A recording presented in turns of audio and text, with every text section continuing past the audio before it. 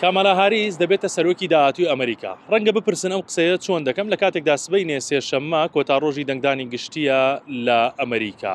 بەڵام ئەمە قسەی من نییە، مە قسەی پیاوێکە کە ئەمریکەکان دەڵێن هەمیشە پێشبینیەکانی بۆ دیاریکردنی سەرۆکایەتی ئەمریکا ڕاز دەرچووە. ئالان لیخمان پرۆفیسۆرە و مامۆسای زانکۆی هارڤاردە بەوە ناسراوە کە لە ساڵی 1984ەوە هەر پێشبینێکی کردی بێ بۆ دیاریکردنی سەرۆکی ئەمریکا ڕاست دەرچووە.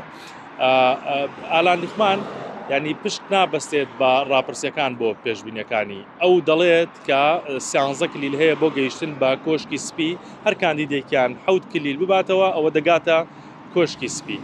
لە مانگی تەموزی ئەم ساڵ کتێبێکی نووسیوە ئالان لیخمان بە ناوی پێشبینیەکان بۆ سەرۆکی داهاتوو کلیلەکانی کۆشکی سپی.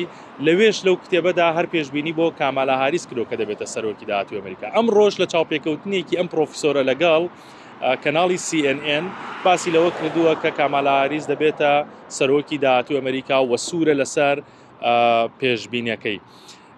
پرۆفیسۆر ئالان لیخمان بۆ لە هەڵبژاردننی ئۆباما و هەروەها دۆناڵد ترامپ لە ساڵی 2016 هەمان پێشبینی کرد بوو. من لە کاتێکدایە کە ئەو کاتە زۆر قرس بۆ پێشبینیکردن بۆ دەرچوونی ئەو دوو کاندیدا لە کاتێکدا کە پێشبینەکان قرس بوون. سەبارەت بە ئەوەی کە پێشبینەکەی ڕاست دەردەچێت یان نا هەر لە کەناڵی سێنێنەوە پرۆفیسۆرە دەڵێت ئەگەر پێشبینەکەیش مەم جارە ڕاست دەرنەچێت قەی چێکە خۆ پێشبینەکانی پێشووترم هەمووی ڕاست دەرچوون. دەربارەی بابەتێکی دیکە حەزەکەم زانیاریتان لەگەڵ بەش بکەم لەوەی کە دەنگدانی پێشوەختە لە ئەمریکا و لە ویلایەتە یەکگرتووەکان گەیشتووە بەچی. تاوەکو ئێستا 7 ملیۆن دەنگدەر بە دەنگدانی پێشوەختە دەنگیان داوە کە ئەمڕۆ کۆتا ڕۆژ و سبەینە کۆتا ڕۆژی هەڵبژاردنەکانە. 42 ملیۆن کەس چوونەتە سەر سندوقەکانی دەنگدان و لە بنکەکانەوە دەنگیان داوە. 35 ملیۆن کەس لە ڕێگەی پۆستە و ئیمەیلەوە بە شێوەیەکی ئۆنلاین دەنگیان داوە.